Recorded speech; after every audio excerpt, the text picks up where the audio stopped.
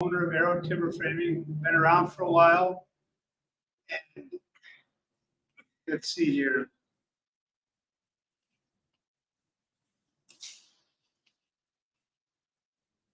It's just low. It's really slow here. So how old do you suppose that whippersnapper is?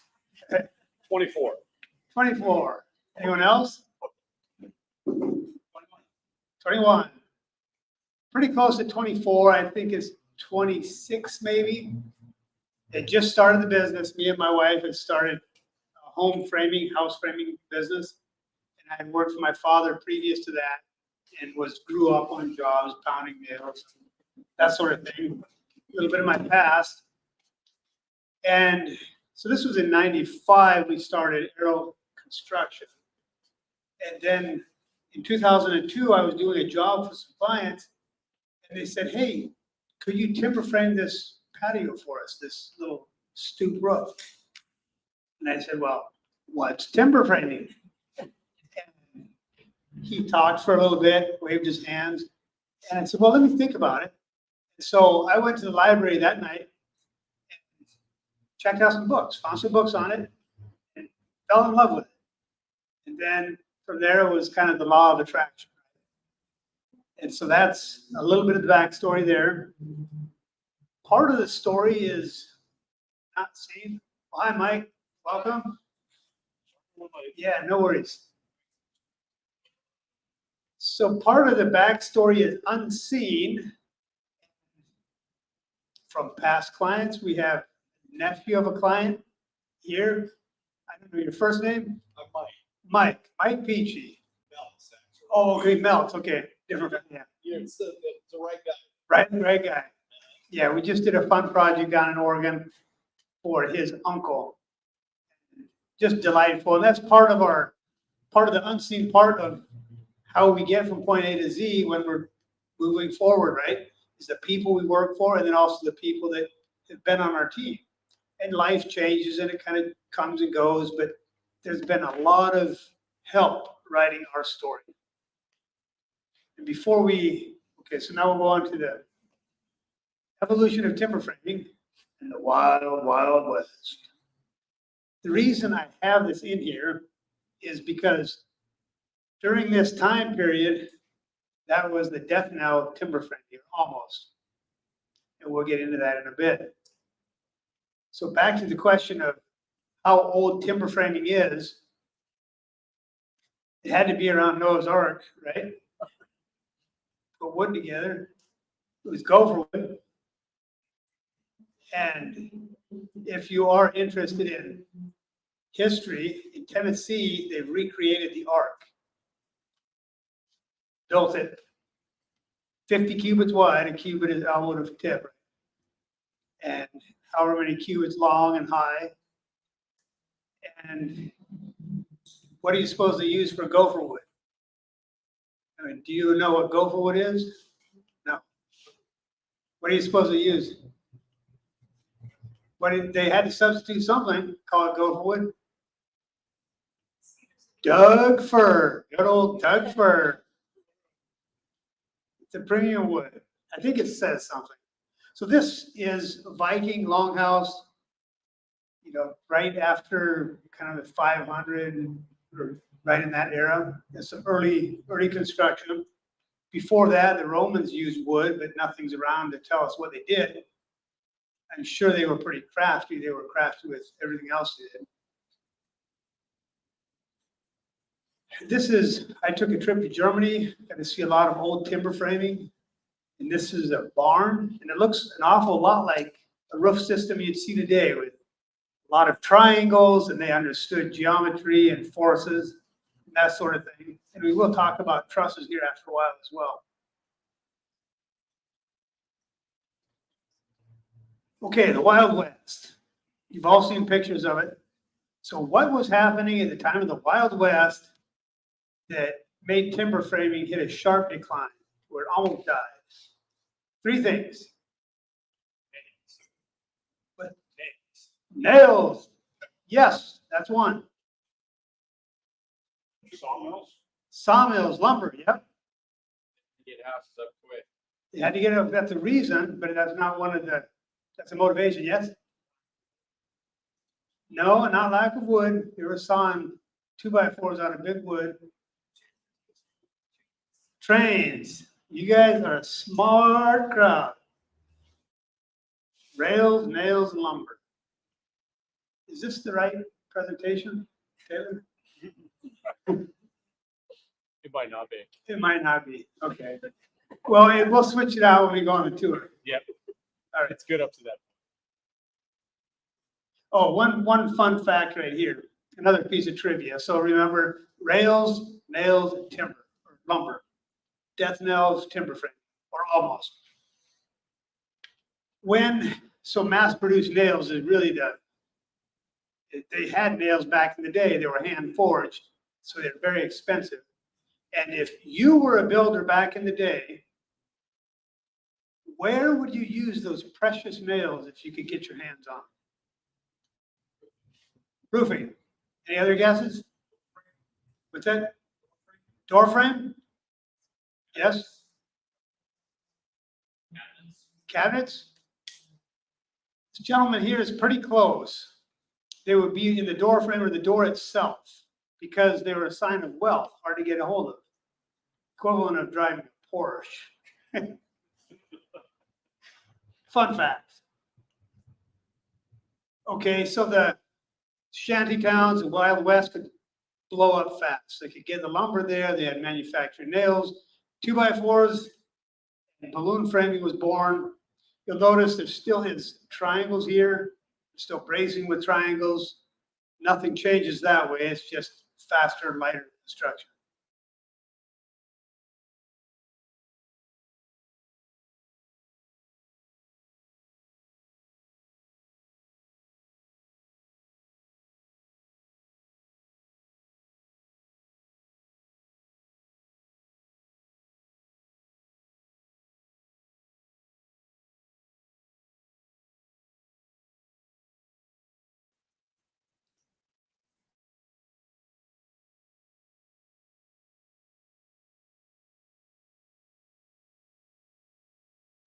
CMU.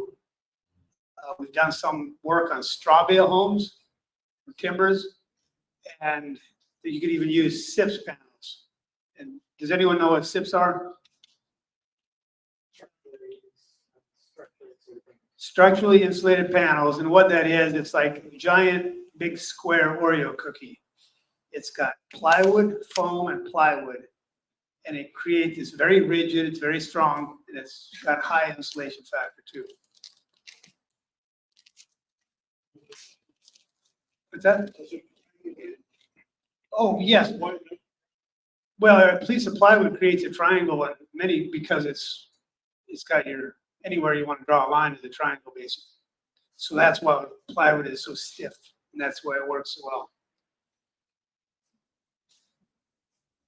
Okay, so we've talked about Arrow's history and evolution, our journey in essence. Talked about the journey of timber framing through history.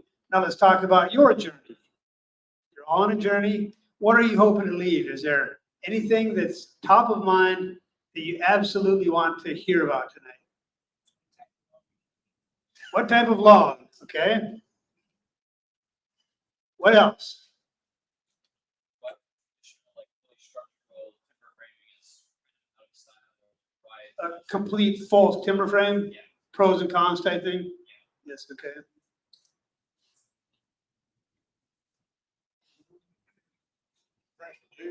Transportation, as in,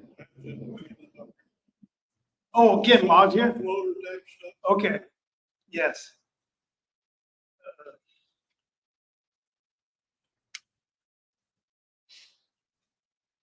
Log transport. Okay, What's the smallest scope of project you do? okay, smallest scope is projects.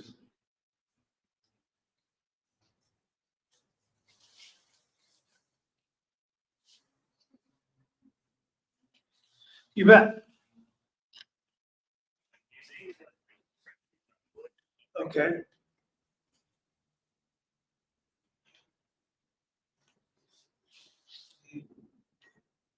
That's a good marketing term, by the way. You don't say green lumber, you say we use fresh sawn timber. Defect.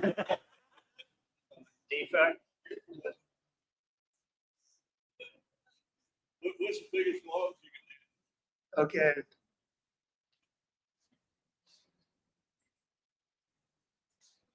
Okay. There was another square footage setup cost. No, I'm just trying to understand it. It's a little bit, 60 by 80, 20 by 40, what would a timber frame cost? okay, square footage. Yes, okay. Okay, timber frame cost per square foot. Is that it? Okay. Working in salvaged wood. Okay, using salvaged wood.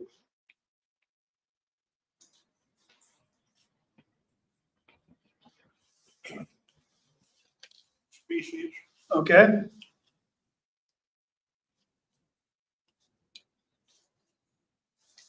How much defect can you take? how much defect in a piece of timber or Yeah. log? Okay, so I just put log defects.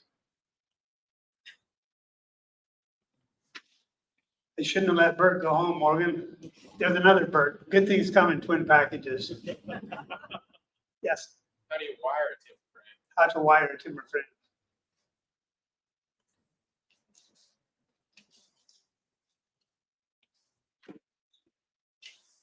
Okay. All right, so we'll get this. I'll make notes of it when Greg takes you on the tour. And the tour starts here. While we're here, he's gonna bring you into the office. I'm gonna cover a few points because it's better communication. Then Greg, the man in the red shirt back here, is gonna take you through the office, show you some things, which I'll give you a heads up about, around back to the mill, back in through that door. You'll see some joinery and stuff, and then we'll come back here and continue your journey. Okay, so the facility tour starts here. This is, if you are gonna build, whether it's timber frame or not, you've done a lot of work just to that point. Because you have to think about where you might wanna live, what, all kinds of pieces. If you want to build, if you wanna buy new, there's a ton of decisions, even getting to talking to someone, whether it's us or anyone, a designer, a ton of work represented there. And then even here, okay, and then we have one more picture here in our other presentation. This is plans. There's no sawdust made, but this also represents pretty big percentage of your work, or what you're gonna do when you're planning to build or take on some kind of a project, right? And that happens in the office. Also in the upstairs, we got designers, but we'll bring you through there. Then also when you go into the office, you're gonna see two big chunks of wood. And one is boxed heart and the other is free of heart. So boxed heart would be a timber like that. Bullseye right in the middle. Okay, free of heart of the same size takes a tree that's more than double because you got to stay away from the heart. If these two squares were identical, this log would be more than twice as big, measured in diameter. Does anyone happen to know right off the advantages of free of heart timber versus box heart? Box heart likes to split more. Do you know why that is? It's about drying. So have you ever played with kids round and around the racetrack, trying to catch a bear? A little bit like that. Shrinkage happens most along the growth rings as opposed to perpendicular. But even so, down here, there's very little length around the racetrack. The racetrack out here is huge. So you're going to have a ton of shrinkage on the exterior. It has to go somewhere, and you're going to just get it popped all the way to the heart because it has to go somewhere. It has to shrink. Okay? And that's why it checks more. when you're talking free of heart, it doesn't have to, it just shrinks it all. Like this piece right here, as drawn, you would end up, when it's dry, you would end up with something more like this because it shrinks along. Well, no, this one's pretty square. I'll show you another one that it distorts a little bit when it shrinks. A box heart will check.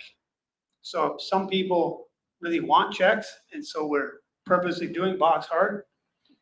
And it has gone where those same people said, well, I wanted checks, but not that big.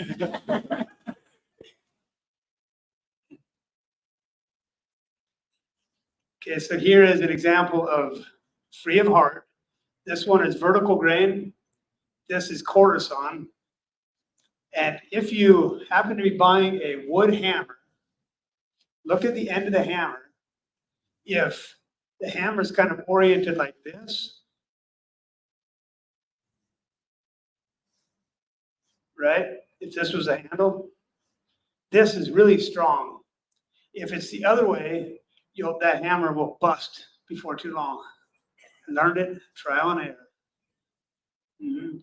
And if you are using floor joists, if you're using floor joists, a floor joist like this is going to shrink more. So you got a 2x12 floor joist than this right here. And sometimes we'll even orient the grain in our king post to be like this because we're going to have less shrinkage this way. And our truss then, if there's shrinkage here, it can just, the two pieces at the top push together. We're going to get involved with that in a little bit with the demonstration when you guys come back on how a truss works. But that's how shrinkage is relevant to us in the building world. And then boxed heart, the checks, especially if there's sloped grain where the checks kind of open a little bit at an angle and it kind of just moves down the beam with these big checks. Every time that checks, this grain is oriented at a little bit of an angle, so it just corkscrews, pop, check, pop. And that's where you get the twisting wood. Probably seen that from time to time. That's how that happens. And then here's the piece that would dry into kind of a trapezoid, or it dry like this. It distort like. And you'll see this in a big piece right here that Greg's going to show you. Okay, and also when you're walking through there's going to be the texture. It's rough sawn, but it's been brushed, and there's where knots have been. You'll see the knots are still, the wood doesn't shrink around the knots. Notice that on the outside of that front patio, notice there's a two-tone stain. There's one brown and kind of a gray, and there's some chinking in the bottom of the post. And there's also a pretty unique ceiling, the flat ceiling on that little shed roof part. That's a real typical way to handle this hybrid timber framing where you got one part vaulted and the other not. But there's a unique little system you can use in a great room if you want to really control sound bouncing around. Think we're ready, Greg? Sounds good. Okay. So we'll, yeah, my name's Greg. I'm the Greg we're talking about. I'm the production manager here. So we got a pretty big group tonight. We'll just move on through the office there and try to speak up and as loud and clear as I can. If anybody has any questions while we're going around, just feel free to raise your hand.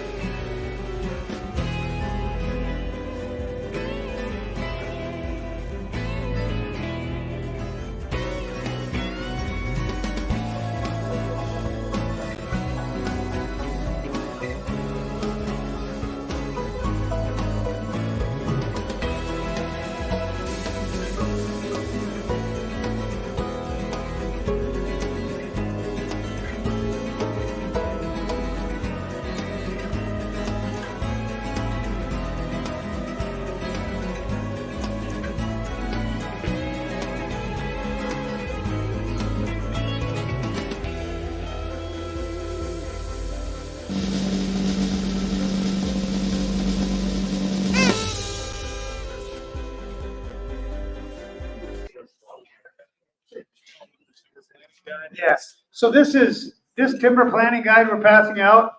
This is a companion workbook to our book, The Art of Hybrid Timber Framing. And everybody gets a planning guide. There's gonna be a drawing for the actual book to give away 2 books. And your name needs to go into the hat to win. Your name's not there, can't possibly pluck it out. And we do have some more chairs over here as well, in good standing, better for your back.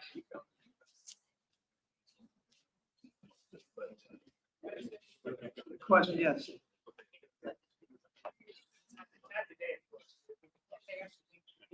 Yes, Thank you. we like to see them down. When you see the end cut, that tells you what's going on. How about if I just give you the other bird's number? Would that work?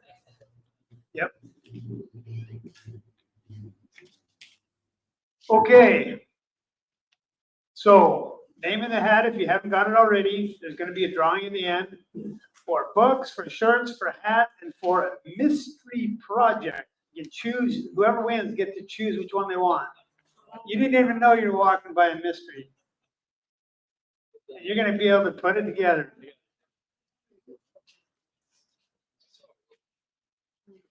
Okay, timber framing, is it part of your journey? You're here, you're interested.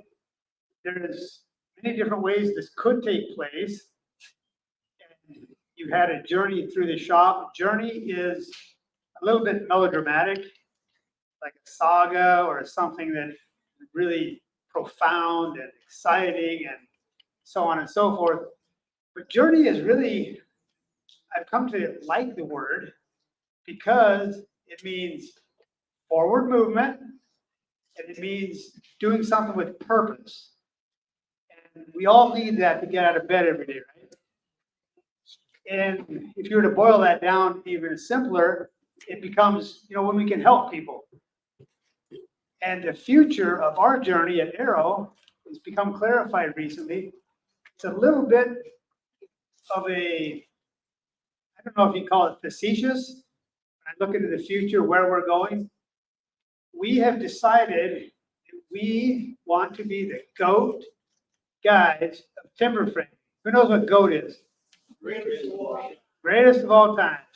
Now, for some of you that know me, that might be like hair blown back and burnt, salt of the earth, dude. What are you shooting for that for? But as we stumbled across this, the underlying part is guide, because that's helping.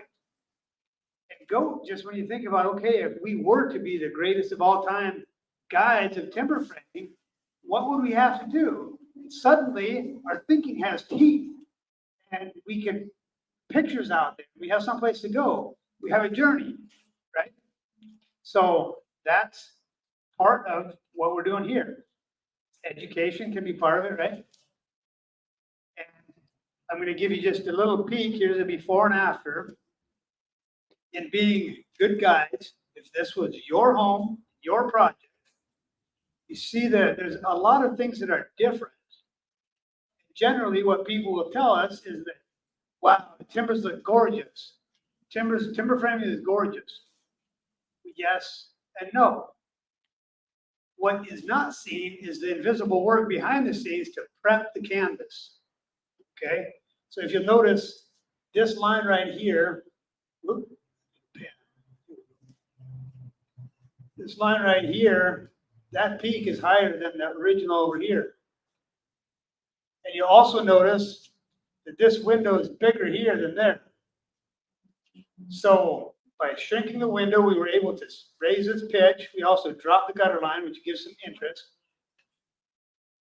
Okay? This isn't a renovation, this is just the same plan. Yeah, I mean, yeah, exactly. And you can do so much with roof lines, with a lot of times blueprints. No, this is a renovation. This This is a renovation, yeah. This is a renovation. It's Yeah. the same house. It's the same house, yeah. That's a before after Those project. peaks get taller. Yeah. Well, we have a magic wand. So what happened to do that is the wall just built out. We have deep construction knowledge, so we know what's possible. The wall built out, you created. Yeah, and so when this happened, it was all even Steven before, by creating a room to make a pitch, which gave you room to work with a decent arch. And then this peak being higher with more timber here, all this comes together and gives you a 1, 2, 3 punch to create visual hierarchy. Your eye doesn't have to pinball around and wonder what's important. Boom, it's natural. And that's what creates beauty, whether it's with timbers or geometry and architecture and colors. The visual hierarchy is something your eye wants. And that's probably the heart and liver of what we do is timber guides. That's really kind of the magic sauce. The other part of it is education, which we're going to go through 3 things for you tonight. 3 timber framing fundamentals. One is wood species. So the question was raised earlier. We go through that. Tension loading. This is about trusses and how buildings work. It's kind of a real basic run through, but it's some fun information to absorb. And then this one here, you're all dying to learn. Yes. Bonking is a term that's used in hiking, in long-term marathons, hiking, that sort of thing. And it means just hitting the wall, running out of energy, just flat on your butt. Right? So let's take it from the top. Wood species. Here's a chart. It shows colors and grain. This is what you're going to get out of this chart right here. And you can see that, like, this is quarter-sawn Doug fir. The oak has really kind of tight lines. There's lighter woods, darker woods. Some take stains better, some less, some rot more, some are stronger. We're going to go through that next. But this is for kind of the visual piece of it. What color, if you don't like dark, you shouldn't start with redwood. You want to choose something else because you can, right? So that's just, and then also the grain pattern. Generally, that isn't a big factor in people's decisions. Here's an example of Doug fir. This is kind of a gray, semi-transparent stain. And Doug fir has a lot of good properties, just like gopher wood. It is very rot resistant. It comes in big sizes. It's available. It's not, it doesn't break the bank like some exotic woods, and takes stain well. If you don't like the reddish orangish tint, and you don't want a dark stain, you might not want to go with Doug fir. So that's kind of a little summary there. Here is a cedar project. Cedar is brown by nature. This particular project is down the coast, and there's no plywood on it. You can see, just like the old barns, you got the skip sheeting out of cedar, and the shake is cedar, so no tar paper, and it's going to all go gray. When it's all grayed out, it's going to be beautiful. I love that look, and it's impervious maintenance too. I mean, they do it at the beach for a reason. Cedar, as far as properties, it's rot resistant. It's very soft, so it's like this span is maxing out for cedar. It's a really soft wood.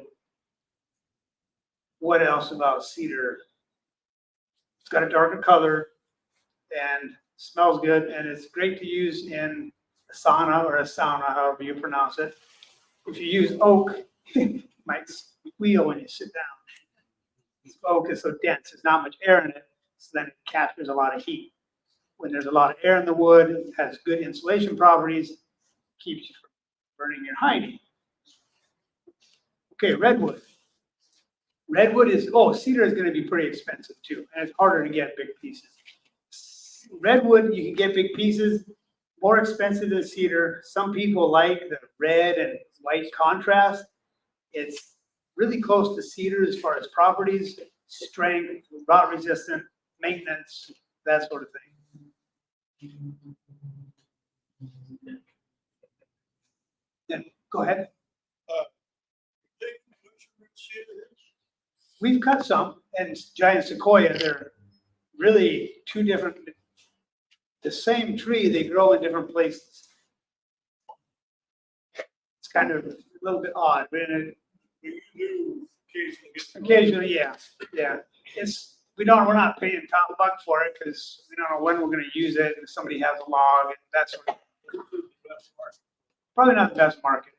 Yeah, but if you got a one-off and don't want to burn it. Yeah.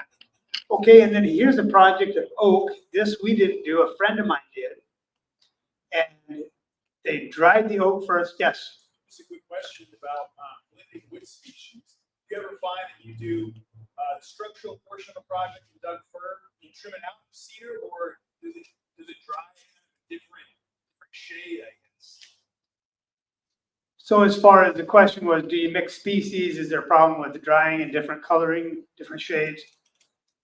It's really common to use like a mahogany or a walnut in a spline. So a spline is it's I guess I can draw it here. It's, if you have, say you have a post and timber is coming in from the side here and that post continues up, you could put in a piece of wood. This is called a spline. It's about 2 inches thick. And then you peg it. That spline goes through the post, and it's basically the old time version of a metal strap. Peg, peg, peg, and it connects those beams, right? And so you can have, then this walnut here, it's not protruding very much. It can be a nice contrast as a piece, and or in the center of a truss. If that was the center of a truss, this is just the king post. That is done a lot of times. Or sometimes the knee braces will be mixed. The coloring really isn't a problem. If you get two different species, with oak has pretty high shrink rate, you could be opening yourself up to some headaches that way. Cedar doesn't really shrink a ton, like it's about like Doug fir, maybe even a little less. It's a strength piece. We have considered on some projects using cedar on the outside and Doug fir on the inside for rot. But then the one project that was going on, by the time it was all said and done, they went back to one species. It just felt a little too awkward. That good? Yep. Yeah, how do you deal with it when you're out working on an outside project and the building code requires pressure treated wood? Yes. Are you from Oregon? What's that? Are you from Oregon? Oh, okay. You're not from Oregon. Okay, this is yeah, that. Oh, yeah. So he asked, what do you do when the building jurisdictions require that any wood outside need to be pressure treated? Generally, they say pressure treated or cedar. I believe that's what I've written across. And can't fight City Hall. I don't know. Well, I'm running into a project where we're trying to bring it clear to the footing. Oh, it's buried. Well, the footing is right at the ground level. But Okay, is the requires that the lower part be pressure treated. is it going to be buried on the lower part? No, No, it's not. And only the lower part is required. yes. I guess I'd have to know more about it.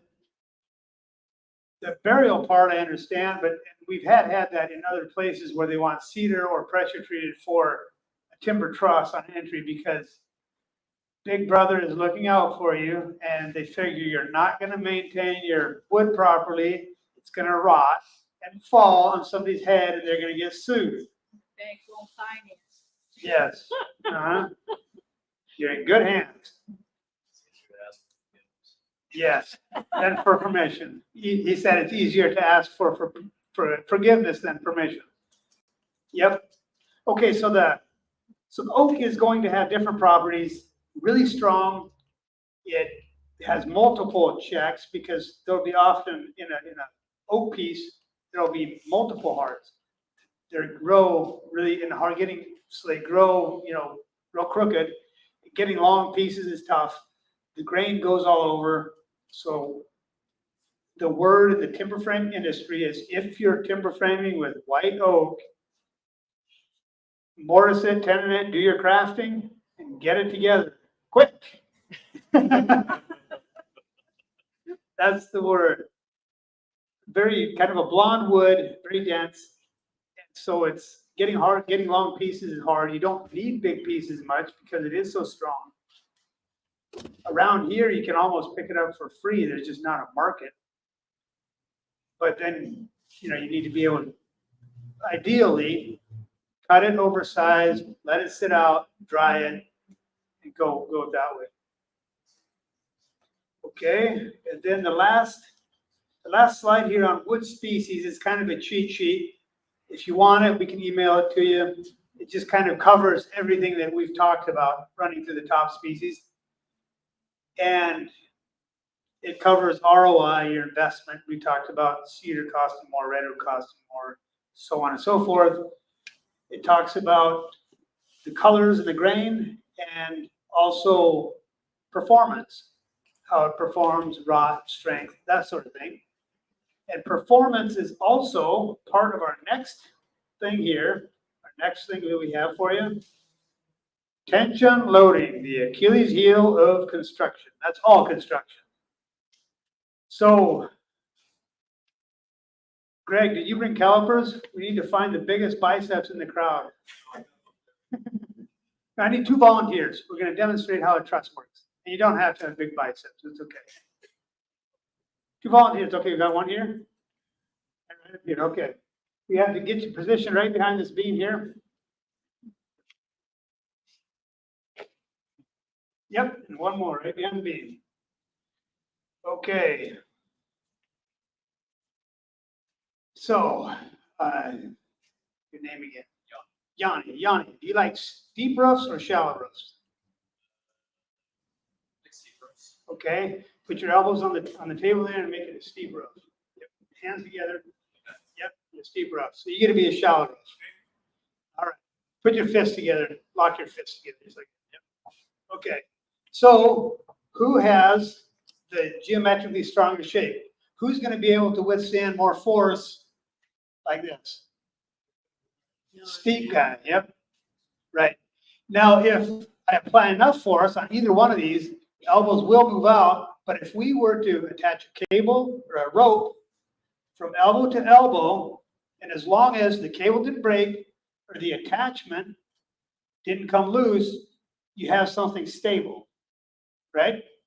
You need a smooth triangle. As soon as you make a triangle, if you've got it locked in and this can't stretch, that's good. It's strong. And of course, he needs a stronger cable, a stronger connection because he's got such a shallow pitch. Leverage isn't working on his favor. Here we've got, you can push a lot and the leverage is such that you don't need as strong of connections down here. Yes, yep, that's how a truss works. And these trusses you see up here, all the gang nails, that's exactly how it works. If you were to, all the noise in the middle of the trusses up here, that basically is bracing the span. But the principle of these 2 trusses here is the same there. You guys with me? Okay, we're good. So that's The tension, yeah, the tension loading is right in the elbows. That's what holds it up. And then the top cords are in compression, right? There's the formula.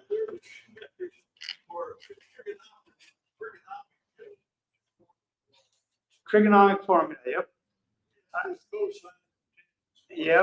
Yep. Very familiar with cosine and tangent.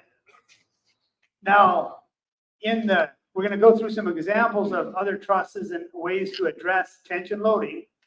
Always tension loading, I can't say always, but generally it is tension loading that causes any structure to fail. The easiest way to address tension loading is to simply avoid it.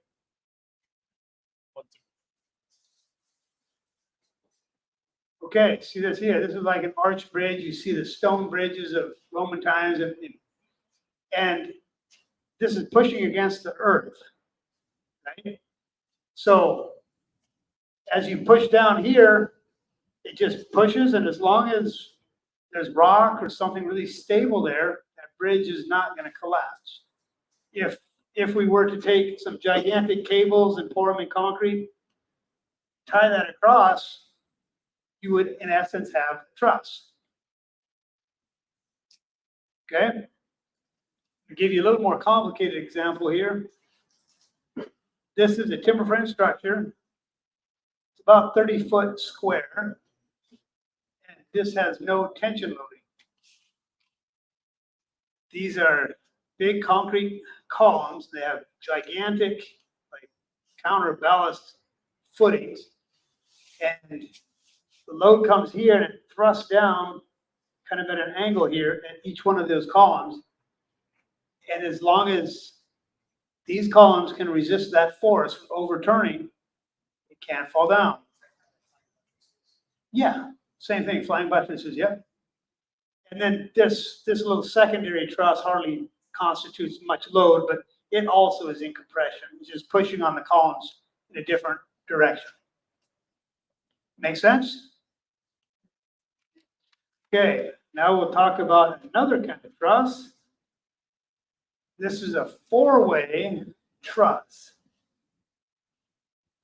So it's a little bit of a pain to assemble because it's not going to be solid until all 4 legs are connected. But that's what happens. The load's here, and that load distributes to all four hip pieces. It can't come down. This is a warming hut up around Mount St. Helens. And it's kind of cool. We did put this bar at 7 foot so you can hang your wet snowmobile, all your snowsuits and hunting gear and all that. Stoves right in the center. It just really has a lot of good energy. Cool to hang out.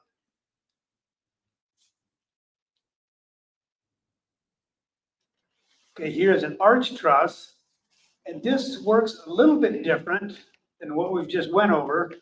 A regular truss would connect here, connect down here, and you have the straight tension across here. With this, if you were to take a bow and arrow and hold it upside down and pull that string up, that's exactly the tension you have. So in addition to, so what you get is you lock in your load here, you lock it in here, down there. It's actually a scissor truss, but you've also got this piece right here. It looks like it's holding the ridge up, but that piece is actually trying to come apart. This piece is trying to come apart because as the load pushes here, pushes out there, and it creates tension, and that's got a bend in it. And this cable, if you would, is trying to straighten out. And so something has to hold it up, just like my hand's holding up the reverse of a bow. Just a little twist on the same concept. Lock those elbows in. That's what this is doing. And you need the king post now to hold that up, to keep those elbows locked in. Scissors truss. That's just a scissor truss, yep. But it's got an arch, but it functions like a scissor truss, engineered like a scissor truss. Yeah? And this here is a tension ring. You're all familiar with a yurt. Yeah, they run a cable around the outside, and all the boards push against that cable, and you've got something solid. In this case, we don't have a cable. Each joint has got a kind of a finger joint. It's a tongue and fork, pegs through, and the tenon comes through, and some wedges added in there. And as long as nothing can spread apart, the roof won't come down. A little bit like the four-way truss, except just around the outside. And then this here is kind of a unique little project. We didn't do this, but it's a circular, never-ending roof. And one of the reasons I got it here is it is almost like iconic for this industry. In this industry, there's a lot of really fun ways to lose money.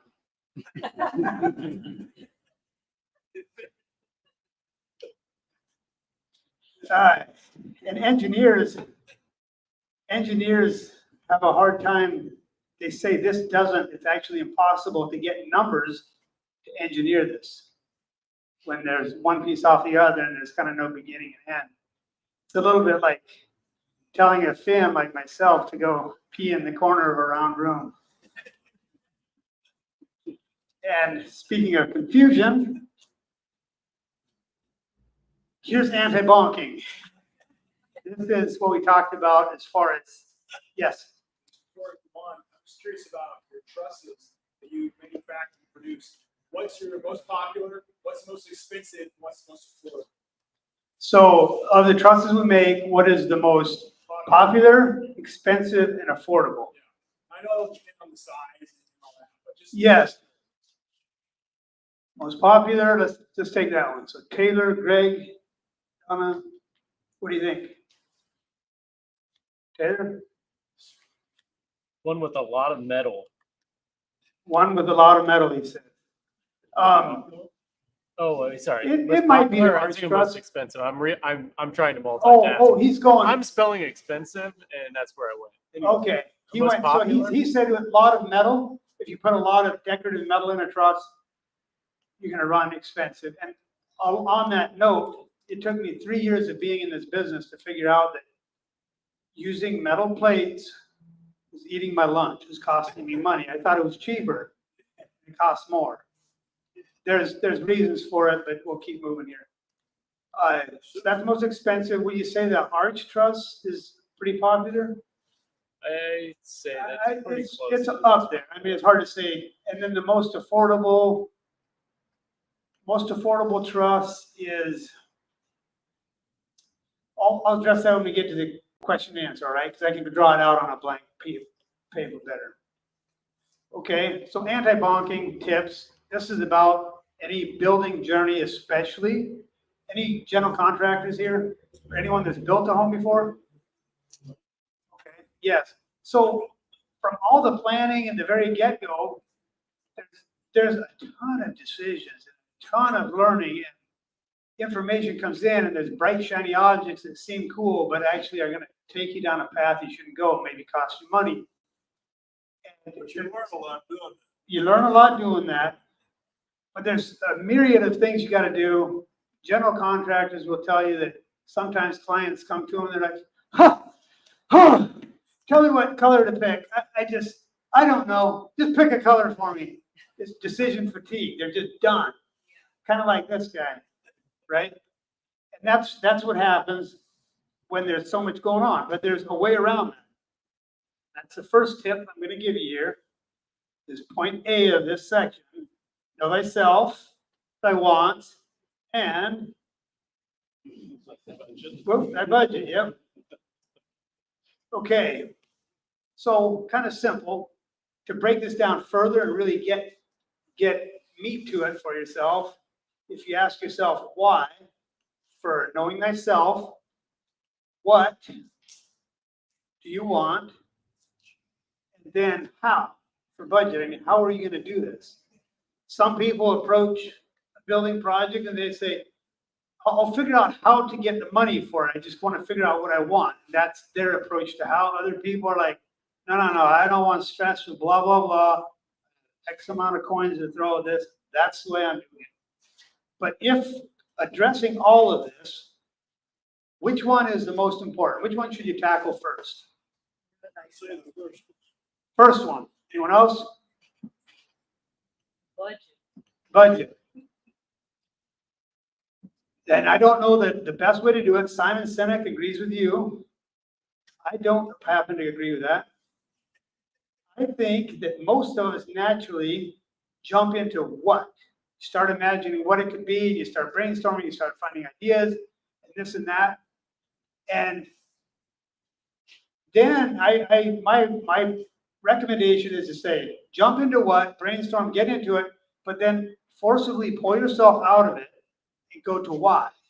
Now you'll be able to have something to work with. Why am I trying to do this? The picture is a little bit brighter because you've thought of a lot of ideas. It just works better that way. And then with why answered, and then why will a lot of times clarify what, then you can address how. And with all of those addressed, you're going to come to your most important decision. And that is, next point we're going to share with you, who are you going to hire? Yoda? Well, the reason Yoda's there is because I'm going kind of bald. I have a little funny bump on my head, and friends have called me quirky. No, but Yoda signifies, he's whispering in Luke's ear what to do, how to do it. Are you sure you want to do that? Is that best for you? He's performing service as a guide. That's what we're doing. I had an uncle who cleared some land to develop it, and the logger called him up and said, okay, about got it wrapped up. My uncle went out to his property and he sees something like this. And he's like, done schmun. I mean, what's the deal? But rather than call the guy up and get him back out there, my uncle found a logger. He hired smarter the second time, who had a closer idea to done is what was in his head.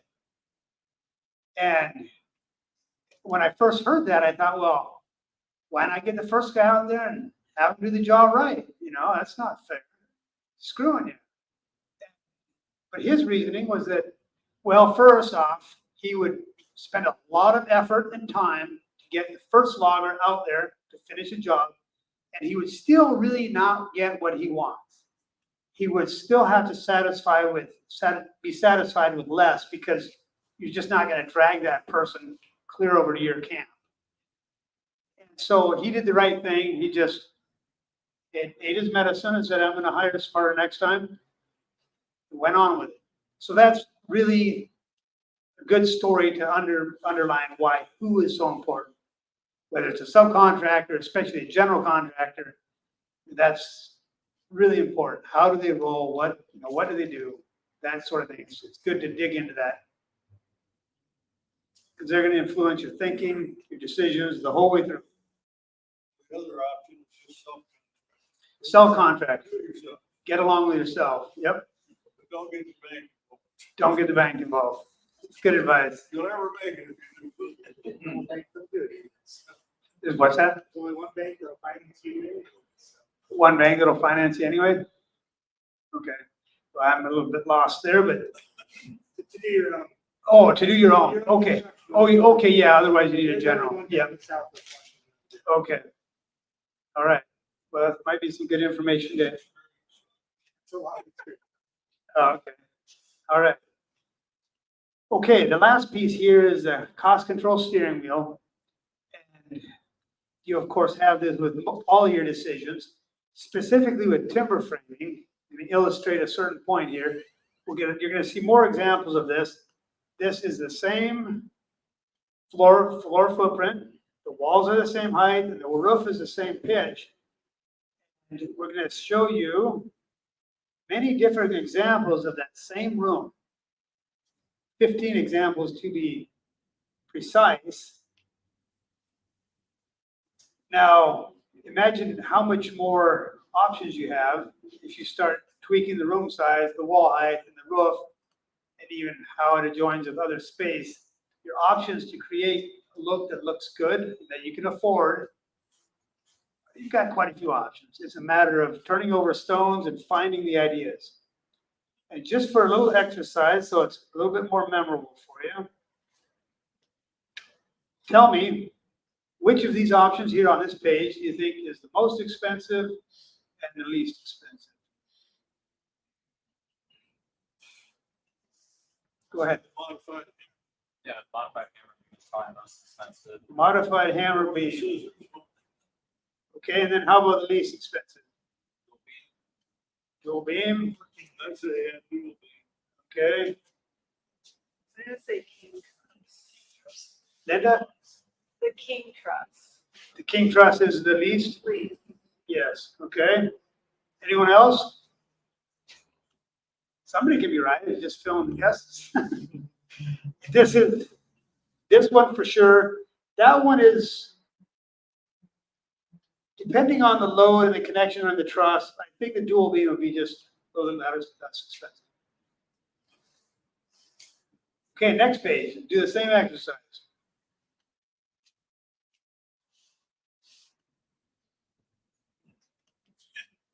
Yeah, king truss. Really expensive. Okay. Supposed to be all of these. For sure, that's right. Cable truss? It depends on the connection to the metal. I mean, sometimes there's stainless steel, sometimes there's, and again, you're messing with steel, so it just kind of ramps up the level of complexity. As far as on this page, it's probably the 60th percentile. And then these right here, only 3. All right. Yeah, big, complicated metal. Got it? At least, We'll go for the next expensive. 3 trusses in each. I would say they're straight. We don't have to deal with the curves. So this one right here. Yeah, that'd be the, yeah, but what I was gonna say, the next one down would be Yeah, the cushion curve. yeah. It's got less. Mhm. So that is all about cost. Okay, so Q&A. One thing I thought we'd kick this off with, someone had a question earlier about cost per square foot. Okay? Yes. And if I were a general contractor, with an attitude. And you asked me, so Bert, how much do your homes cost per square foot? What do you think I'd tell you? How much is a car by the pound?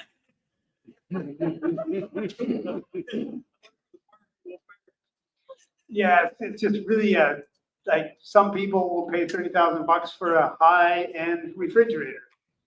All their other choices along with it. So the whole thing per square foot is going to be a moving target. And then when you dial it back to our level, that same thing happens. Some people go all in a small area and lots of board footage. Timber isn't complicated. I will give you some further on here. I've got some slides that show some projects. I didn't get recent pricing on this. I like that presentation you just finished up with. I thought that was the answer to my question. Oh, okay. Okay. And another example on a kind of a theoretical level is if you just look at lettuce. You can buy lettuce as a head of lettuce is cheapest form. You can get it somewhat processed clean. You can get it chopped. You can get it in a salad kit. You can buy it in a restaurant. And then from the restaurant, you have a huge swing in price, what you'll pay for lettuce. For timbers, if you are, some of you have lettuce growing, right? Forestry, I mean, you got your own timbers growing on your land. But just rough sawn timbers, that would be the equivalent of buying lettuce in the store, a kit where we design it up and you assemble it, build your own salad. And then there's the restaurant part where we do the whole thing, we assemble it, and we're working right with your contractor. What's that? A la carte. A la carte, yep. Yes. Yes, and actually behind the scenes on the design, if you were to experience that, that's exactly what you get. Bringing out options. Yes, no, maybe, oh, I like this, but maybe not quite so spicy. Okay. So getting into smaller project. I was supposed to do my homework and get some numbers here and I forgot. I bet you're pretty good at ad-libbing. I'm the worst. I'll drive this company into the ground if you let me There's do a that. few others we'd rather be doing. Greg, can I put you on the spot? Can I put you on the spot? Stained, so design, engineered, stained, installed, the whole thing right there. Throw a number at it. 40 to 50. Dollars? Yeah. There you go. Okay. Talking about just adding those two, Yeah, these timbers here. something that's existing. This was done with a blueprint. You see the blueprint right here? So this wasn't a remodel. They came to us with a blueprint and just another part of being guides in what we do here. So you can see this right here, somewhat modern. What changed here was a kind of a quirky little post that is inverted and it tapers like that. It's kicked at an angle.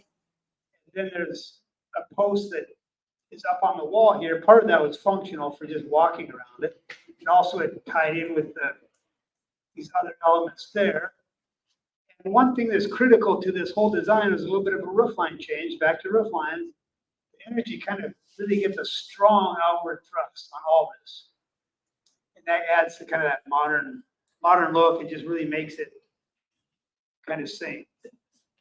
Trying to make archaic and modern house. Yep.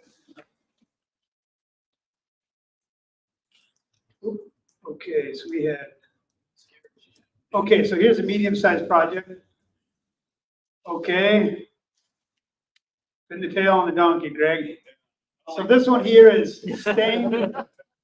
Again, engineered, designed, stained, fabricated, installed with the framing process. While the framers are there, we're working right with the framers and the general contractor installing. That represents open ceiling beams. This is the vaulted ceiling and it goes out. The main wall is somewhere right here, closing off the great room. And then the patio goes out beyond.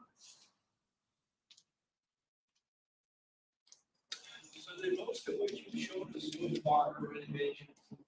Is that what you do? Do you renovate or do you round up? We are not general contractors, so we work with general contractors. These last two examples weren't renovations, they were new building projects. There you see the plan here. In fact, I can show you a little bit of this before and after real quickly. You'll notice the pitch is a little steeper. They kind of like Craftsman, but wanted it more rustic.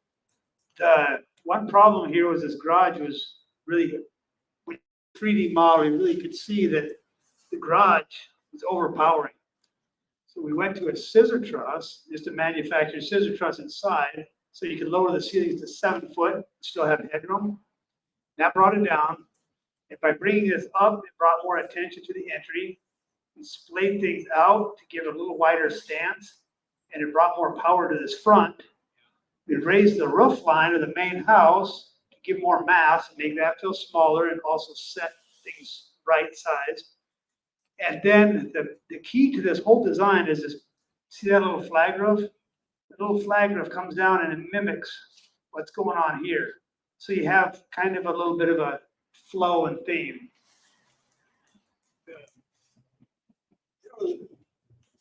Moving back to some of your earlier photos, I got thinking about what if So he said, looking back at other photos, he's thinking the wood's heavy. this is getting heavy, this is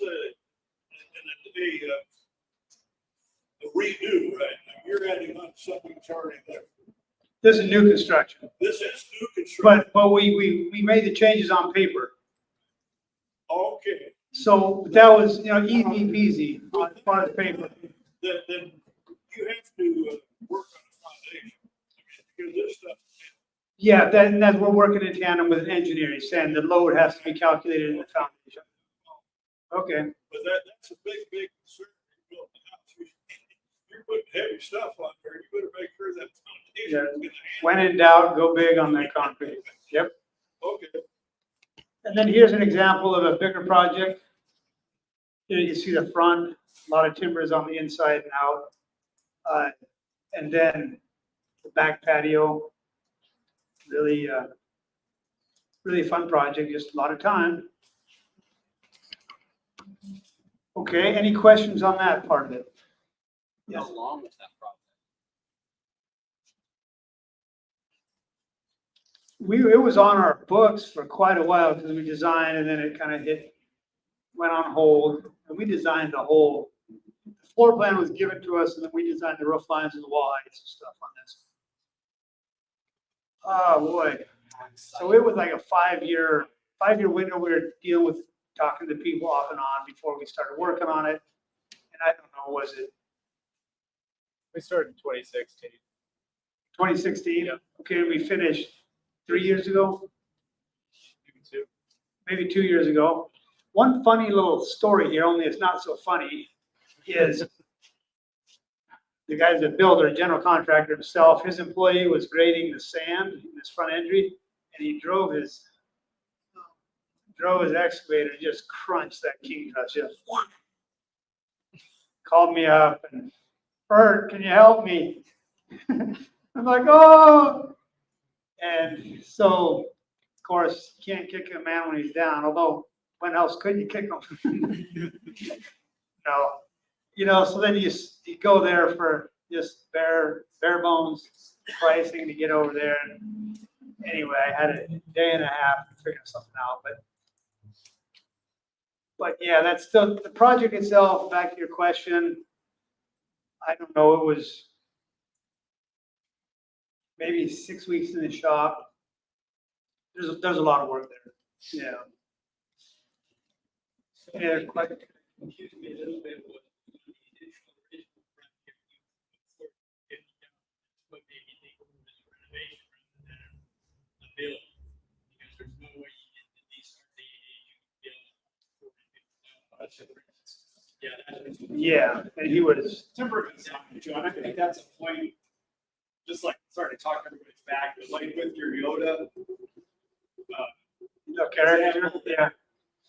Where Bert's talking about changing roof lines and all, that's part of the service that we offer is helping out with making the whole home flow and even though we're not building a home. Yeah, it drives the board, like if you were to price our timber per board foot, you're gonna find that we're probably top of the market. But we work for the people that can see the design value, the bringing everything to flow.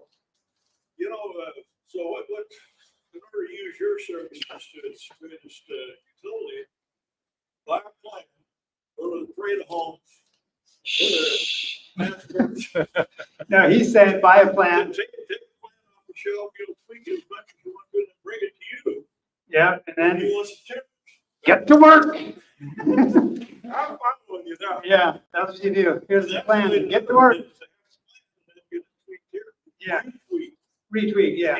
And it's not totally fair to say that, okay, we have all the answers and that. Two things are in our favor. One is we're a dog on a bone. Once we're on your team, that bone is gonna come out of our mouth slowly. We're gonna be slow to give up.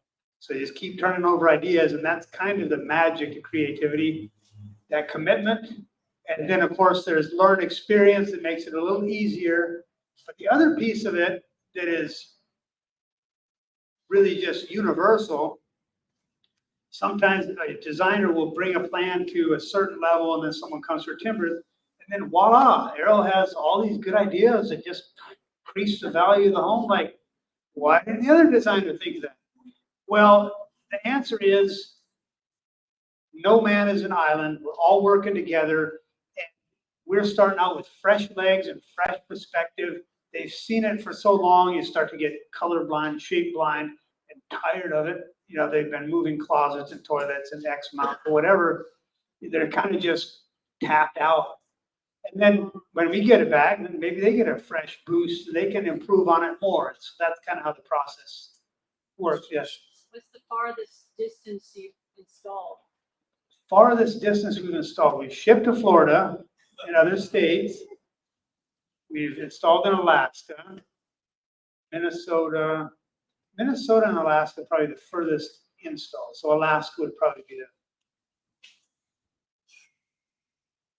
But you got the same AutoCAD, use AutoCAD here for all that. We're using SketchUp. It's a 3D program, so we're seeing things in real perspective. It's 3D. It's a 3D. A lot of times 2D, it looks good on 2D, and then you get it just like that previous example with the garage. The power of the imbalance with that garage up high wasn't really apparent until it was in 3D and it kind of smacked in the face. Yeah. I mean, I built a house for years, so I don't know what the state of the art is, but I'm thinking that you got to be able to just transfer a design, digital design from a designer to you and play with it. He's asking if it could just be automatic from one designer to another and not have to do a ton of work and have a 3D model. And hasn't gotten that streamlined yet. There's some shortcuts it helps with, but hasn't gotten. So you got Going. to more or less reinvent the existing design and then Tweak it. Yeah, we've got it down pretty quick. We can import things that help move things quicker and whatnot, but it's just what works for us, and we just do that, so. Okay. Which answers have we not covered yet? I told you I was going to tell you about that least expensive truss, and I've got them written down here. Okay, so you were asking about the most cost-effective truss? Yes. So what that looks like is, and it's an age-old design.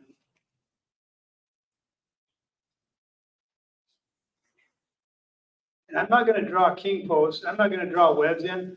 The only reason you would have a web is right here, is if you felt like this timber or member could not support the load from point A to point B. You could put in a strut, then it will help support that.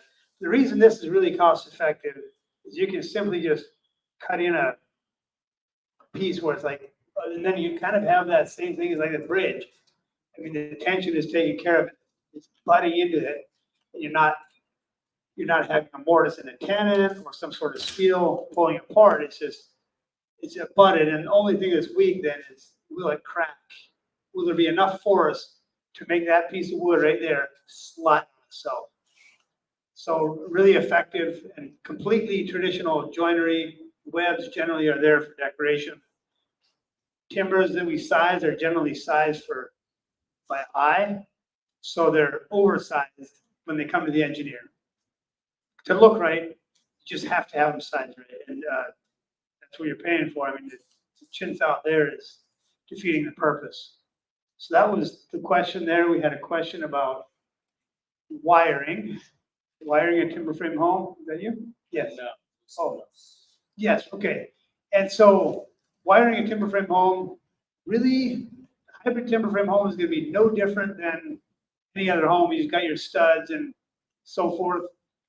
If it's a full timber frame home, and we had pros and cons on that, this is a con sometimes, is if you're using SIPs on the outside of a full timber frame home, you have to think about your wiring way in the future, because you order this, they have a long lead time on SIPs, so the wall panels come with the plywood, foam plywood, and wiring can be a little bit of a hassle.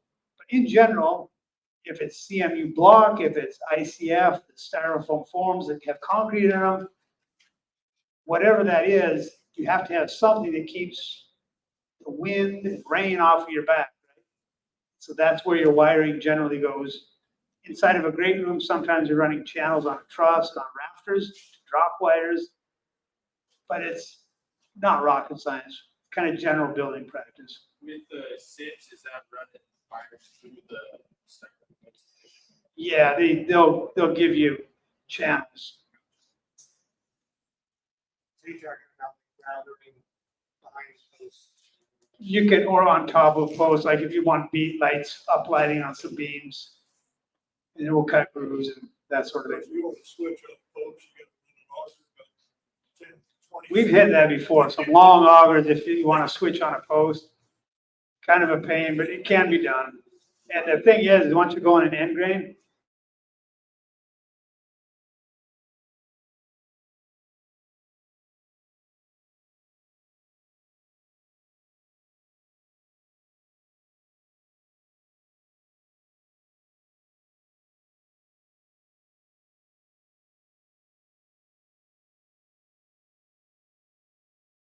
you have no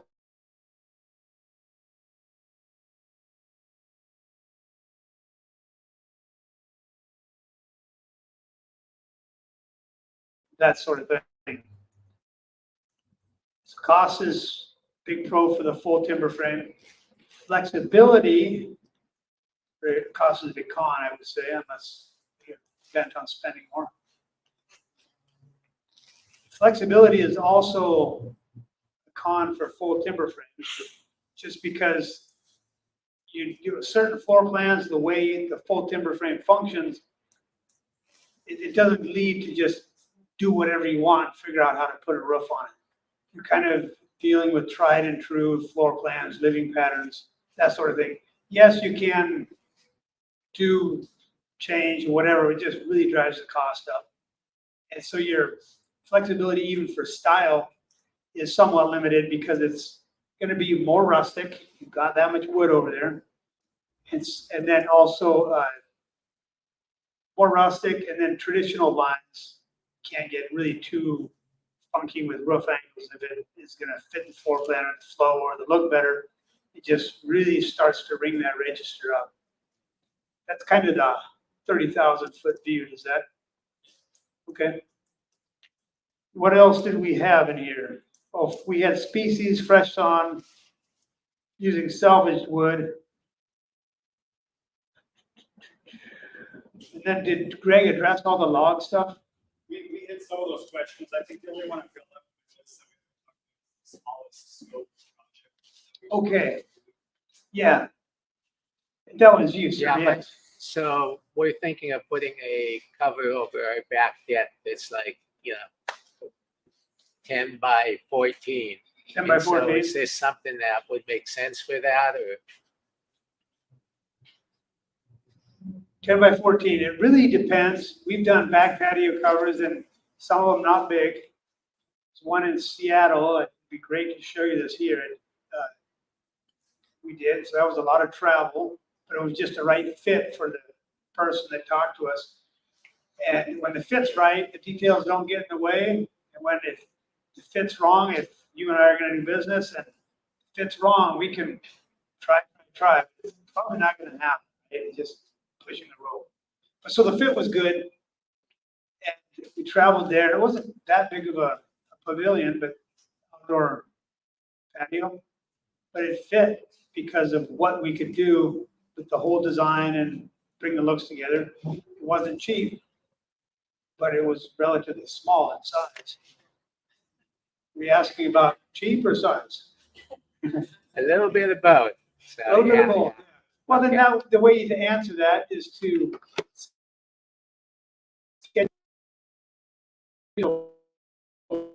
brainstorm. Really, we have 30 to 90 minutes. Take a look at your project in depth and give you worth it or not. Is it a good fit? And that's how we approach any client. And we're looking for a good fit as much as you are. The poor fit, this is painful all the way around. Yep. Have you ever done a greenhouse?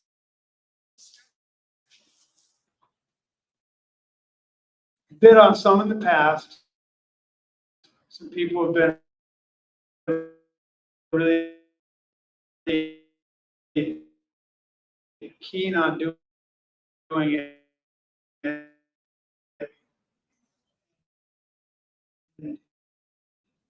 Generally, what happened is people have aborted mission altogether once they've figured out the cost.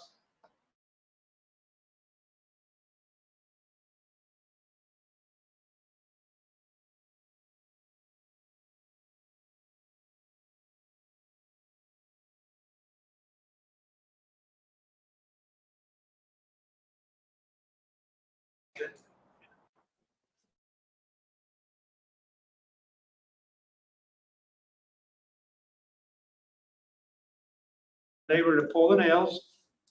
Then you have to find a place to store it. That's gonna cost you money for who knows how long. And then you have to inventory it. You have to keep track of where all that is and be able to dig this stuff out.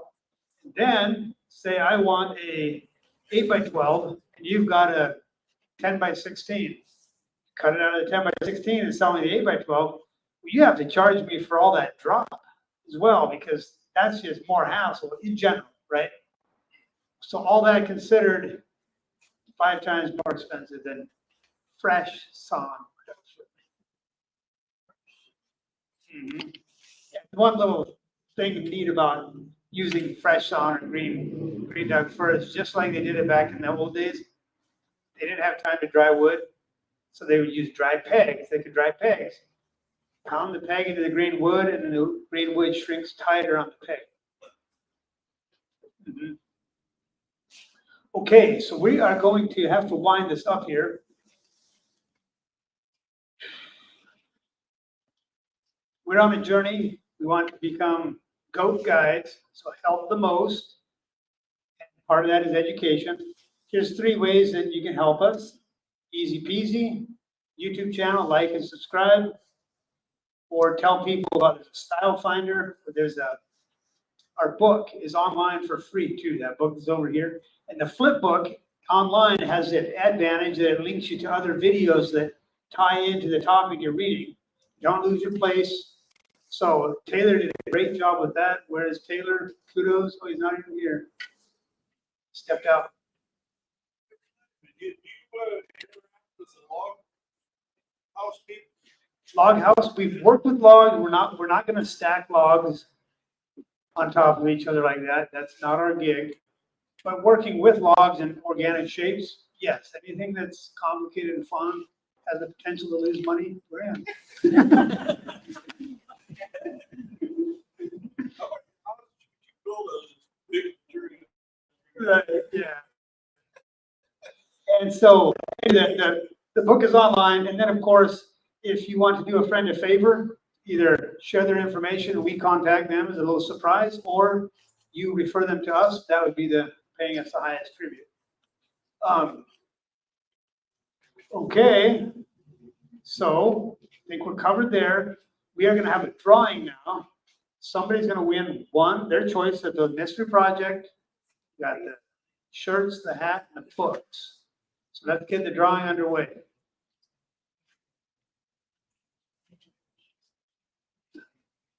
All right, and ta-da! No one feels like a $20 bill.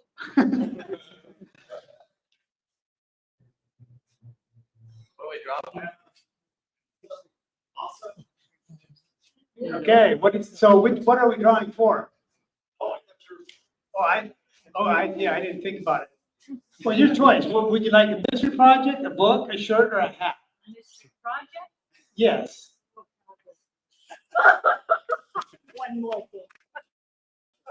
Oh, yeah, I'll be creative. Mystery project. Okay, I mean, you don't have to take it. I'm not gonna swap. Okay, so let's go for a book next. Yeah.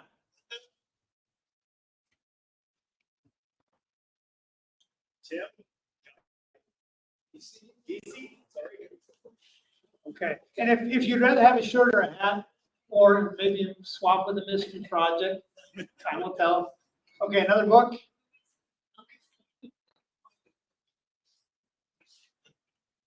Ron? Sorry. Firstly. Okay, Ron's right here. All right, and then let's go for a couple of shirts. We have a large and an extra large, that's all we've got.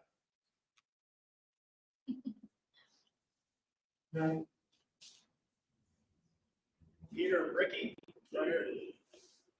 Looks like extra large? Mark, probably, Okay, not that. okay. Thank you very much.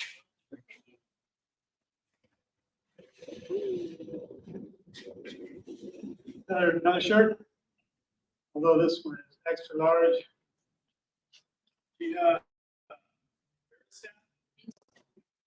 This is extra large, I don't know if you want it. You want a hat? You can give it to your hubby.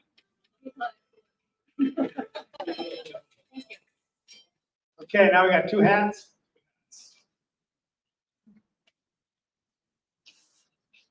Joy? Joy.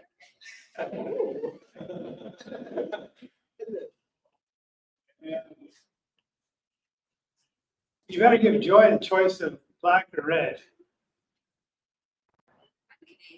Okay, you're good. All right. Mike?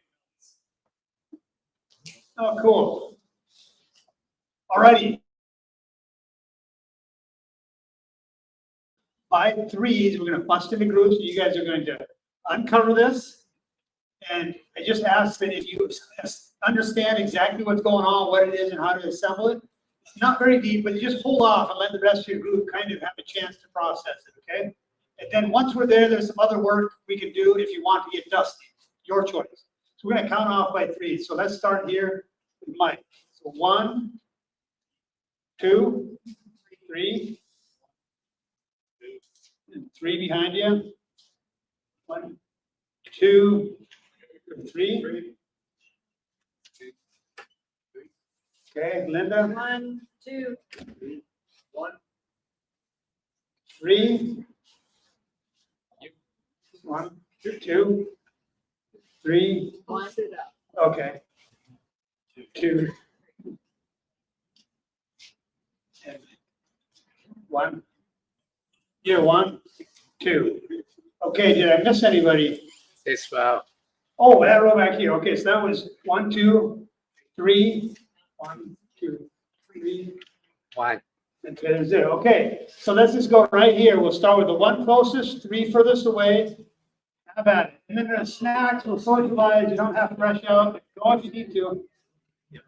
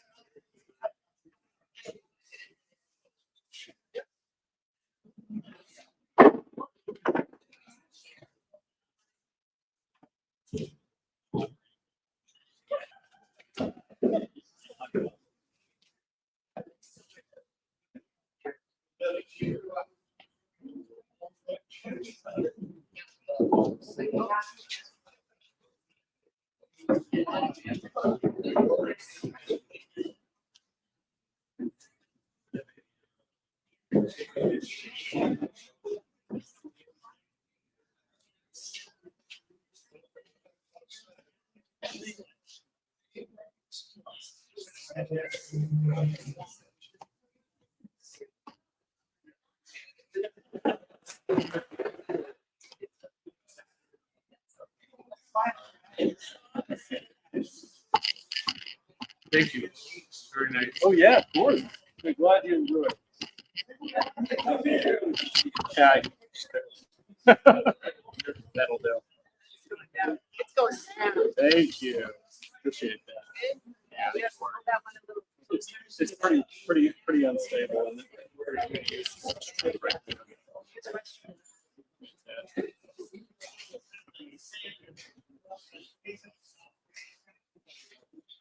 Awesome. Thank you for that. Appreciate it.